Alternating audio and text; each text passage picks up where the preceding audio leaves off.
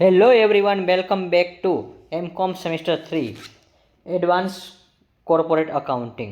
In this lecture, part 2. તો second આ જે પાર્ટ છે યુનિટ 1 છે એની અંદર જે મેં તમને કીધું હતું કે મને જે ગમતો મોસ્ટ ઇમ્પોર્ટન્ટ સમ છે અને વિદ્યાર્થી મિત્રો આ સમ તમને પણ આવડી જશે ડેફિનેટલી કહી દઉં છું કે આ જે ચેપ્ટર છે એની અંદર જે તમારી યુનિટ 1 છે મેં તમને આની પહેલાં કીધું હતું કે ભાઈ યુનિટ 1 છે ફાઇનલ અકાઉન્ટ કંપની. હવે એની અંદરનો જે આ સેકન્ડ પાર્ટ છે કે MR એટલે કે મેં તમને કીધું કે મેનેજરિયલ રેમ્યુનરેશનનો જે સમ છે મોસ્ટ ઇમ્પોર્ટન્ટ છે અને આ તમને બધા લોકોને આવડી જશે. એક સિમ્પલ ટ્રીક આપીશ એ પહેલાં, પરંતુ આમાં જે અમુક નિયમ છે એ કરાવી દઉં એટલે જેથી કરીને આન્સર લેવામાં કોઈને પ્રશ્ન ન રહે. ચલો તો હવે આપણે જે શરૂઆત કરી વિડીયોની. હવે વિદ્યાર્થી મિત્રો મેં તમારા માટે એક પરફેક્ટ આજે નોટ બનાવેલી છે કે provision of the companies act related of managerial remuneration, કે જ્યારે કોઈ મેનેજર બને છે એના માટેની એક અમુક પ્રકારની શું છે નોટ્સ છે. તો એ કઈ છે તો એક તો જો મેનેજિંગ ડિરેક્ટર છે એટલે કે એને MD કહેવાશે. પછી હવે એ MD કે પછી હોલ ટાઈમ ડિરેક્ટર એટલે કે જે આખો દિવસ કામ કરતો એ ટાઈપનો છે કે WTD અને manager for the professional service company. તો હવે આ જે સેક્શન છે એ ખાસ તમારે નથી યાદ રાખવાના, પણ આ તમને ખાલી સમજાવી દઉં છું કે આનો એક તમારે છે એડજસ્ટમેન્ટ આવે છે એટલા માટે આનો રૂલ્સ તમને ખબર હોવી જોઈએ. તો આજે એનું જે પ્રોવિઝન સેક્શન છે એ 197 છે અને હા શેડ્યુલ 5 મુજબ હોય છે અને કંપની એક્ટ જે ન્યૂ છે પરંતુ હવે આ જે છે ઇંગ્લિશ કરતાં ડાયરેક્ટ ગુજરાતીમાં સમજાવી દઉં. એટલે ઘણા લોકો ઇંગ્લિશમાં અને ગુજરાતી બેયમાં હોય છે, પરંતુ જે ઇંગ્લિશમાં જે હાઇલાઇટ કરેલા વર્ડ છે એ ખાસ યાદ રાખવા. 11% છે અહીંયા નેટ પ્રોફિટ છે કે ત્યાર પછી હવે કીધું છે MD, પછી WTDનો મેં તમને મિનિંગ કહી દીધો છે. પછી મેનેજર કોને કહેવાશે તો એ બધાને 5% દેવાનું હોય છે જો વન કંપનીનો હોય ને તો. પછી more than one and MD, પછી WTDS અને મેનેજર છે રેમ્યુનરેશનમાં 10% કલેક્ટિવ કરે છે. અને હા જો પ્રોફિટ હોય ને નેટ પ્રોફિટ એના તમારે હંમેશા જો કોઈ MD હોય છે અધર કંપનીમાં પણ કામ કરતો હોય છે MD અને WTD, તો એને માટે મોસ્ટ ઓફ છે ને 1% કાં તો 3% જ દેવાશે અને તમારે સમમાં મોસ્ટ ઓફ આ ટાઈપના આવશે. તો હવે આપણે શરૂઆત કરી સ્ટુડન્ટ્સ. આગળ જે છે એ નોટ્સ પહેલાં આખી કમ્પ્લીટ કરાવી દઉં કે વ્યવસાયિક મહેનતાણું સંબંધિત કે આ જે મહેનતાણું જે આપણે દેતા હોય છે એના માટેની એક નોટ છે, કાયદાકીય જોગવાઈ છે કે હવે પહેલાં અર્થ જોઈ કે મેનેજરિયલ રેમ્યુનરેશન એટલે મેનેજિંગ ડિરેક્ટર હોય છે કે હોલ ટાઈમ ડિરેક્ટર કે જે આખો દિવસ કામ કરતા હોય છે કે મેનેજરને તેમની સેવાને બદલમાં આપવામાં આવતું અથવા તો ચૂકવવામાં આવતું એને શું કહેવાશે મેનેજરિયલ રેમ્યુનરેશન, એટલે એક પ્રકારનું એક ભથ્થું કહેવાશે.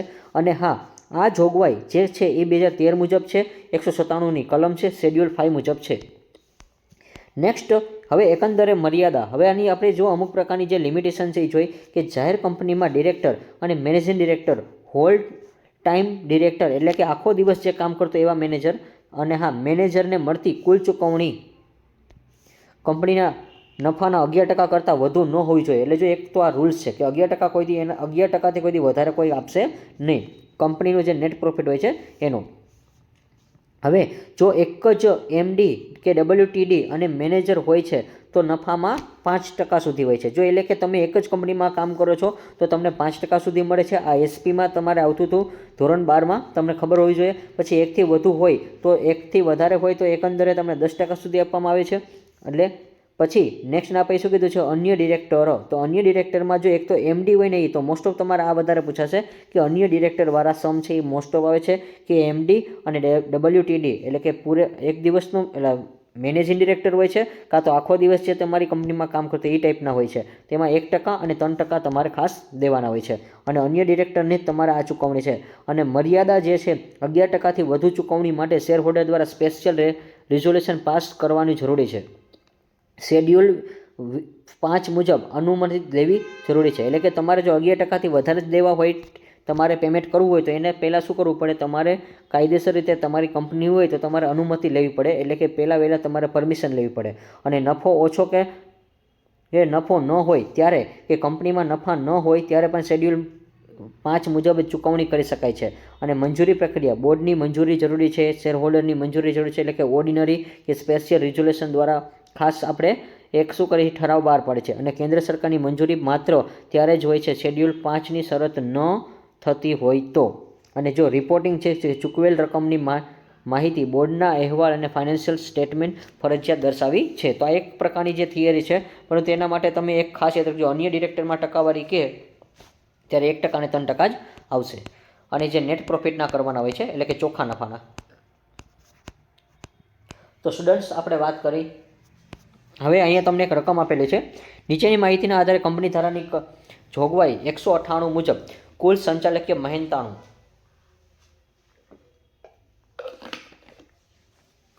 રકમ નક્કી કરે છે. જો કંપનીમાં મેનેજિંગ ડિરેક્ટર તરીકે, હવે જો અહીં તમને ચોખ્ખું કીધું છે ચોખ્ખા નફાના 1% દેવાના છે. અને જો કંપનીમાં મેનેજિંગ ડિરેક્ટર હોય છે અને હા ડિરેક્ટર ન હોય તો એક જો ડિરેક્ટર હોય ત્યારે 1% કીધું છે અને ડિરેક્ટર ન હોય ત્યારે ચોખ્ખા નફાના કેટલા ટકા કીધું છે? 3%. તો તમને આપી દીધું છે, મેં તમને થિયરી કહી દીધી. અને કલમ ધારા નંબર પ્રમાણે જે ઘસારો છે 1,25,000 છે. તો આ ખાસ યાદ રાખજો, ઘસારાની રકમ આપણે આવશે ત્યારે હું તમને સમજાવીશ. પછી ખાલખાતા અનામત છે એ 15,000 છે, એ માંડી વાળેલ છે. પછી કર્મચારીને ગયા વર્ષનું જે છે એ, તો કર્મચારીને વેતન છે એ ગઈ સાલની બાકી હોય એવા 15,000 છે.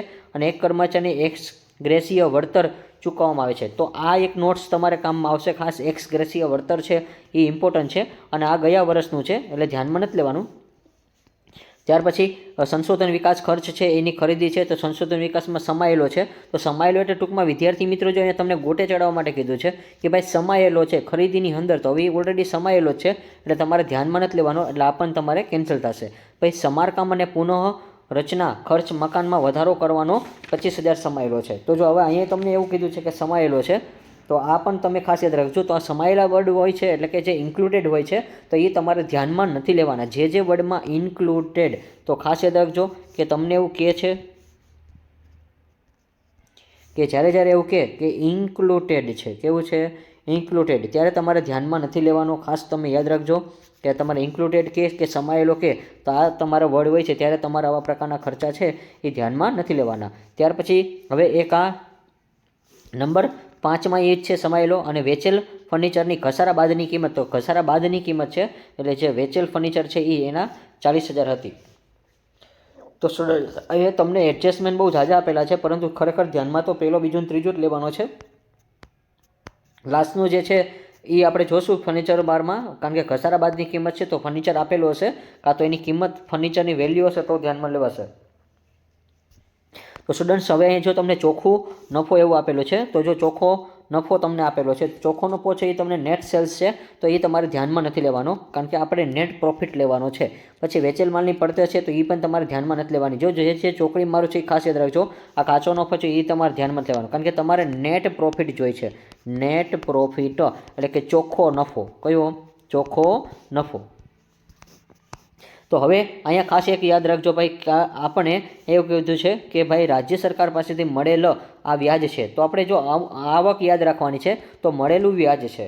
તો હવે અહીંયા તમે ખાસ યાદ રાખજો કે તમને જે કીધું છે એ કે રાજ્ય સરકાર પાસેથી મળેલી આવક છે એ તમને 1 લાખ રૂપિયા છે, પરંતુ હા વ્યાજ બાદ કરી નાખે છે તો તમને 75,000 થઈ જાય છે વ્યાજ મળેલું, પરંતુ આપણે વ્યાજ પહેલાંની રકમ જ લેવાની હોય છે એટલે 1 લાખ રૂપિયા જ આપણે ધ્યાનમાં લેવાશે.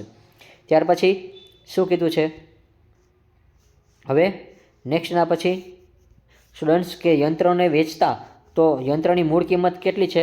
2,25,000 છે. એમાંથી 75,000 બાદ કરો એટલે તમને ડાયરેક્ટ યંત્ર કેટલું મળે છે? 1,50,000. તો આપણે આ બે વસ્તુ ધ્યાનમાં લેવાની છે. જો અહીંયા મૂળ સ્થાને જે કપાત છે ને એ ધ્યાનમાં નથી લેવાની, અને આ જે 75,000 એ નહીં, આપણે જે મૂળ વ્યાજ છે ને એ જ લેવાનું છે.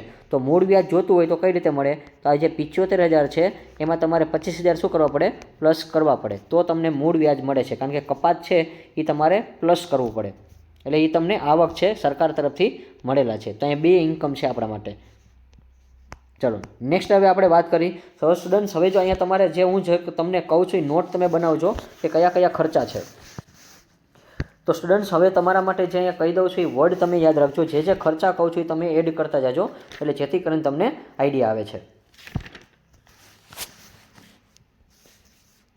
હવે સ્ટુડન્ટ્સ અહીંયા જો તમે અમુક પ્રકારના ખર્ચા છે એ માઇનસ કરવાના છે, અને આ દાખલામાં છે ને ઓમ જોવા જાવ તો કાંઈ નથી.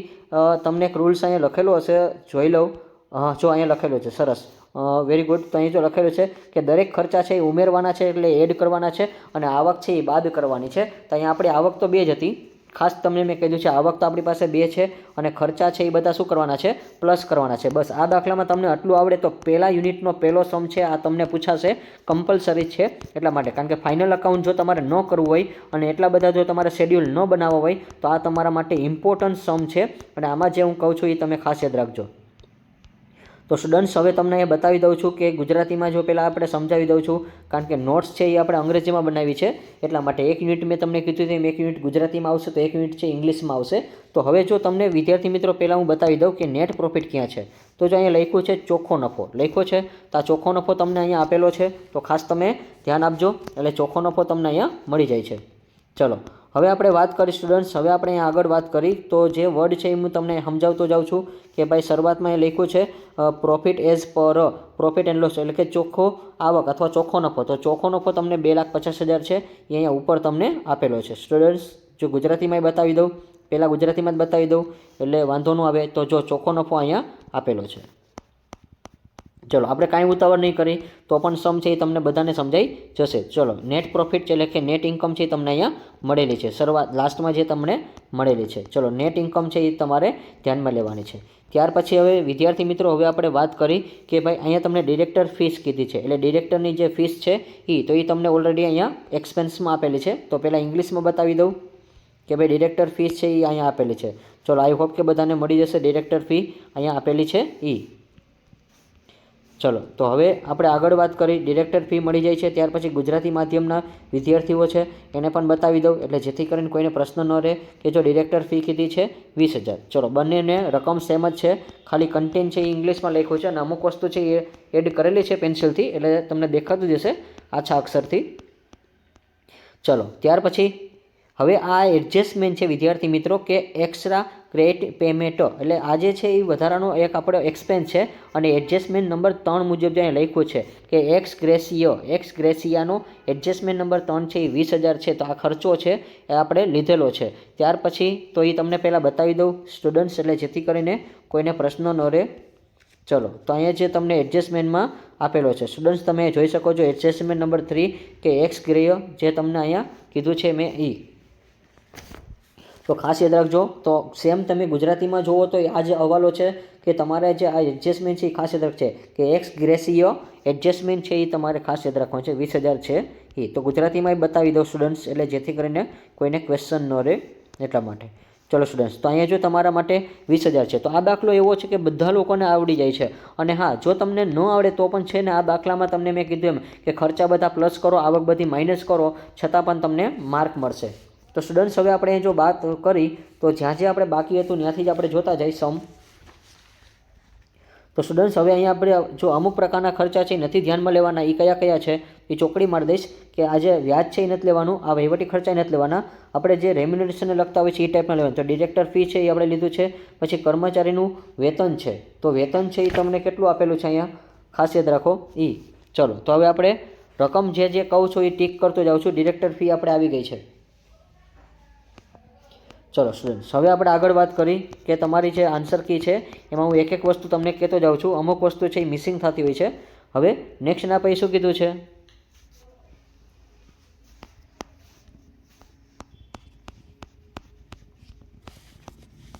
તો સ્ટુડન્ટ્સ હવે બોનસ ઓફ એમ્પ્લોય. તો હવે તમારે છે એ શું કરવાનું છે, એમ્પ્લોયને બોનસ આપવાનું છે. તો જો બોનસ આપવાનું છે તો એ એક પ્રકારનું શું છે રેમ્યુનરેશન ટાઈપનો જ એક્સપેન્સ છે. તો હવે તમારે ધ્યાનમાં લેવો પડશે. તો આ બોનસ છે અને ત્યાર પછી જો આ ડેપ્રિસિએશન છે અહીંયા આવ્યા છે એ પણ હું તમને હમણાં કરાવી દઉં છું. તો પહેલાં બોનસ સમજાવી દઉં છું, બોનસ ઓફ એમ્પ્લોયમેન્ટ. તો પહેલાં બોનસ તમારે અહીંયા મળી જાય છે. ચલો તો આપણે જે ટૂંકમાં જે સેલેરી સ્ટાફ છે એ નથી લેવાનું અને હા એ ચોકડી મારી દઉં છું, આ તમારે નથી લેવાનો. ત્યાર પછી જે છે બોનસ છે તો એ તમારે ધ્યાનમાં લેવાનો છે, એ તમારો એક્સપેન્સ છે એટલા માટે. ચલો સ્ટાફની જે સેલેરી છે અત્યારે ધ્યાનમાં જ લેવાની કારણ કે આપણે મેનેજરનું ગણતરી કરીએ છીએ એટલા માટે. ચલો સ્ટુડન્ટ્સ ત્યાર પછી હવે આપણે અહીંયા વાત કરી તો જે અહીંયા વેતન છે કર્મચારી, તો કર્મચારીનું વેતન આપણે જાણવું, આપણે તો મેનેજિંગ ડિરેક્ટરને મહેનતાણું આપીએ છીએ એટલા માટે. તો આપણે કર્મચારીનું બોનસ છે એ ધ્યાનમાં અત્યારે લેશું કે ભાઈ કર્મચારીને બોનસ દેવાશે, વેતનની વાત અત્યારે નથી કરવાની એટલા માટે. ચલો તો જે રેગ્યુલર એક્સપેન્સ છે એ બોનસ છે એ આપણે ફરજિયાત દેવું પડે છે ચલો નેક્સ્ટ ના પછી જો ઘસારો છે તો જો અહીંયા ઘસારાની કિંમત અહીંયા તમને આપેલી છે, ખાસ યાદ રાખજો ગુજરાતીમાં ને અંગ્રેજીમાં 1 લાખ છે 50,000 છે, પરંતુ જે શરૂઆતની રકમ આપણે વાંચી હતી ત્યાં જ આપણને શરૂઆતમાં કીધું હતું કે ભાઈ ઘસારાની કિંમત છે એ તમારે કેટલી ગણવાની છે. કલમ નંબર જે છે 125 મુજબ આ જે ઘસારો છે એ બાદ કરવા પાત્ર છે. તો 1,50,000 છે,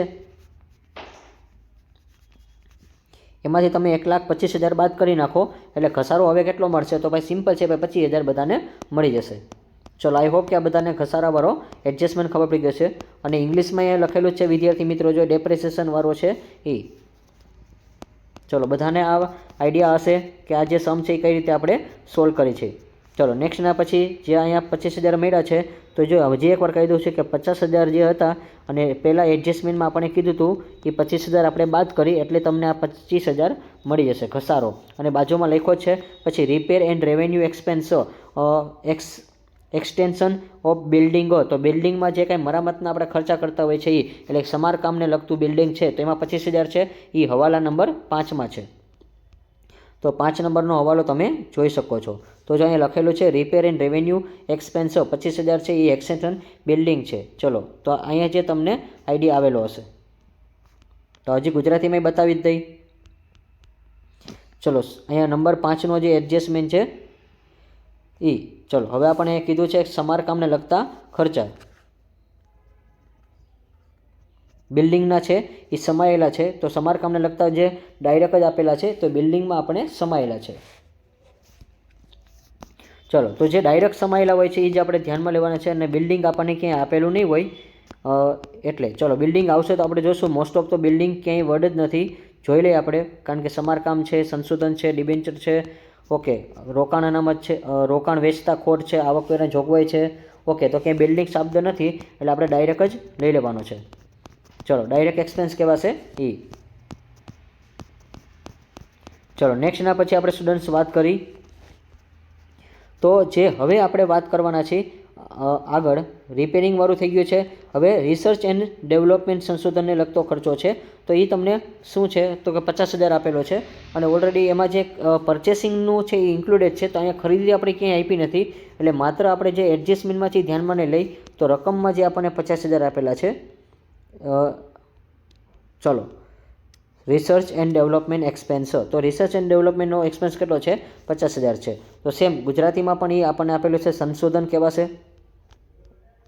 ચલો, સંશોધનને લગતો ખર્ચો આપેલો છે. સંશોધન અને વિકાસનો ખર્ચો કેટલો છે? 50,000 છે. અને હા, એનો જે એડજસ્ટમેન્ટ એમ આપણને કીધું છે કે સંશોધન વિકાસના ખર્ચમાં ખરીદી છે ને એ સમાયેલી છે. તો ખરીદી સમાયેલી છે, તો ખરીદી આપણને અત્યારે ક્યાંય આપી નથી એટલે ધ્યાનમાં નથી લેવાની. ચલો, હવે નેક્સ્ટ થોડીક સ્પીડ લાગતી હશે સ્ટુડન્ટ્સ, પરંતુ આપણે જે વિડીયો લાંબો ન થાય એટલા માટે કરીએ છીએ જેથી કરીને તમે છે એ સ્પીડમાં રિવિઝન કરી શકો એટલા માટે.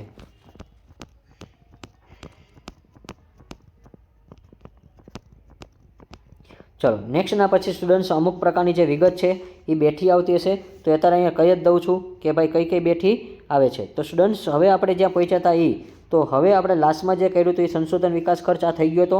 હવે નેક્સ્ટ એના પછીના જે વર્ડ છે અમુક કરાવી દઉં છું કે ભાઈ હવે debenture issue of expense return, કે ડિબેન્ચર ઇસ્યુ ઓફ આ જે છે કે ડિબેન્ચર બહાર પાડવા માટેનો જે ખર્ચ છે એ કેટલો છે?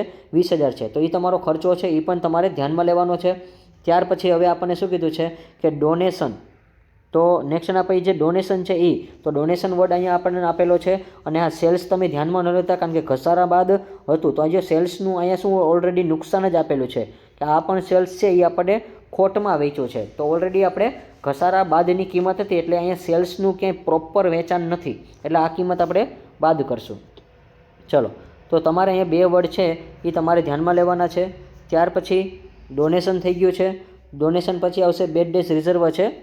ચલો, તો BDRમાં તમને 40,000 આપેલા છે પણ એમાં એડજસ્ટમેન્ટ છે એટલે એ પછી હમણાં કરાવું છું. ચલો, અહીંયા ગુજરાતીમાં સામે અમુક વસ્તુ લખેલી જ છે એટલે હવે આપણે સ્ક્રોલ નહીં કરી. જો એ ડોનેશન લખેલા છે કેટલા છે એટલે કે સિવિલ હોસ્પિટલમાં કોઈ દાન આપે છે એ. ડિબેન્ચર ઇસ્યુ એક્સપેન્સ, ડિબેન્ચર બહાર પાડવા ખર્ચ માંડી વાળેલ છે 20,000 ને 25,000. પછી ઘાલખાત અનામતની વાત કરીએ આપણે સ્ટુડન્ટ્સ. તો ઘાલખાત અનામત આપણે જોઈ લઈ. પહેલાં ગુજરાતીમાં સમજાવી દઉં એટલે જેથી કરીને એને પ્રશ્ન ન પડે. ચલો, પહેલાં ઓલા બે એક્સપેન્સ તમને બતાવી દઉં સ્ટુડન્ટ્સ જે મેં તમને કીધા હતા એ. ડિબેન્ચર બહાર પાડવાનો ખર્ચ અને ચોખ્ખો ખોટ. ચલો અહીંયા તમને ભલે જો બંનેની રકમ સેમ છે એટલે સ્ટુડન્ટ્સ તમે આ રીતે તમે સોલ્વ કરી શકો છો, તમને વર્ડ મળી જ જતા હોય છે એટલા માટે. અને કાં તો રકમ તમે જોઈ લો એટલે તમને આરામથી ખબર પડી જાય છે. ચલો હવે આપણે જે ઘાલખાત અનામત છે એ કેટલી છે? 40,000 છે. ચલો અહીંયા લખેલી છે 40,000 છે. અહીંયા કેટલી છે? 40,000 છે. તો એમાં આપણને એડજસ્ટમેન્ટ આપેલો હતો. ચલો એડજસ્ટમેન્ટ આપણે પહેલાં શોધી લઈ. ચલો તો ઘાલખાત અનામત જો અહીંયા 15,000 છે એ સમાયેલી છે એટલે માંડી વાળવાની છે. તો 40માંથી તમે બાદ કરી નાખો. લો સ્પીડ બાદ કરી નાખો. 40માંથી ભાઈ 15 જાય તો કેટલા મળે? 25,000 મળે.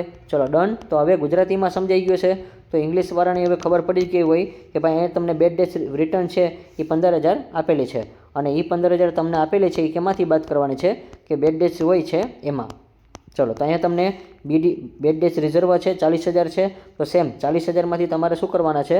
આ જે 15,000 છે એ બાદ કરવાના છે. ચલો નેક્સ્ટ એટલે 25,000 મળશે. ચલો પહેલાં આપણે જોઈ લઈ, મળી જાય છે.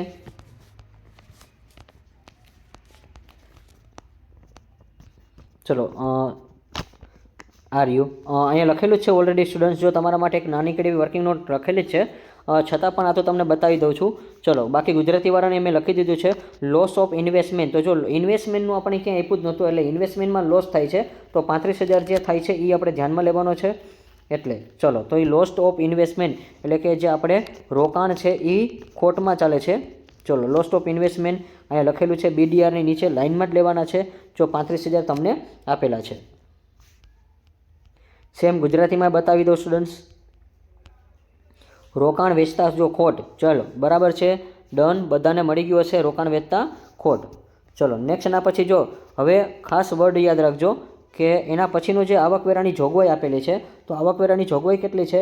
1,50,000 છે. એને અંગ્રેજીમાં કહેવાશે પ્રોવિઝન ફોર ઇન્કમ ટેક્સ. તો પ્રોવિઝન ફોર ઇન્કમ ટેક્સ છે એ તમારે ખાસ ધ્યાનમાં લેવાનું છે. તો ચલો તો પહેલાં તમને વર્ડ બતાવી દઉં પ્રોવિઝન ફોર ઇન્કમ ટેક્સ.